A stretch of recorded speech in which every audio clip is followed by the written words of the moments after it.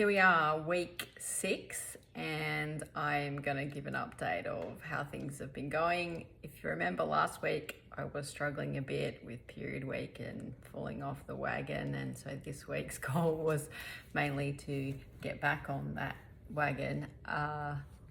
So turned out it was a bit harder than I expected to sort of wind it all back in, and I don't really know why.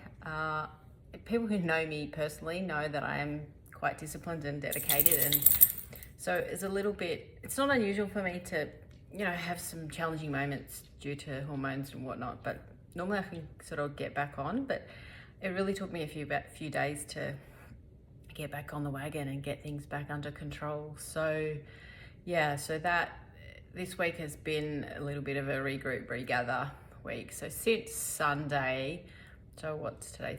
It's Thursday now, so I've been spot on. So I have got it back on, but it was a little bit harder than I anticipated to sort of pull it back in, which is really frustrating, I guess, because you think you're going along with some good habits, motivation's good, everything's cruising, and then you fall off for a couple of days, and then it's so hard to get back on track. So I sympathize with everybody who has troubles getting it back on track, but I finally did get back on track, and my stats this week haven't been that great. I've pretty much hit a plateau, and even now my weight's actually sitting up back at 69.5 and sitting there for a few days. So I'm not really sure what's going on there. I'm not worried. I certainly haven't gained weight, and it's just my body doing its thing. So but I have reached a plateau. So I've decided to drop my calories a little bit. So I'm going to drop it by 200. So drop it down to 1600. I'm going to take all of that from my carbs allocation.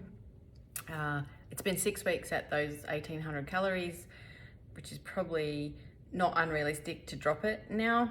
And I'm going to go to 1600 and see if we can't sort of kickstart things a little bit. I don't expect I'm going to be down that low consistently for the coming few weeks, because I have a trip away next week, and then I'm back for a week, and then I'm away again. So there may be a little bit of sort of calorie cycling in there, but this week I am going to drop it down and see what we can do. So we'll just keep going. Am I frustrated or happy?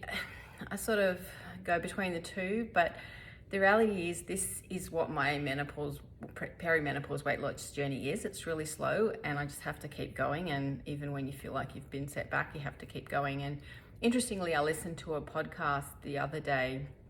I think it was Andrew Huberman-White, and he was talking to somebody who was talking about, women and perimenopause and menopause. And his recommendation was that women in perimenopause need to cut back like 50% of what you would expect to lose per week outside of menopause or perimenopause.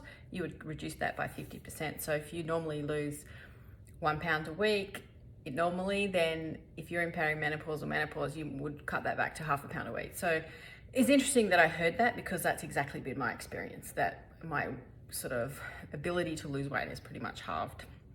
And it was, it's nice when you hear an expert talk about these things and sort of confirm what you had been experiencing all along. So that's where we're at. So I'm here until Monday. I go away, going to New York. So I'll be moving a lot and doing a lot of steps, but certainly will be a bit of a change in diet once I'm there. So we'll see how we go. But for now, it's just head down and keep trying, keep motivated, and keep doing what I'm doing.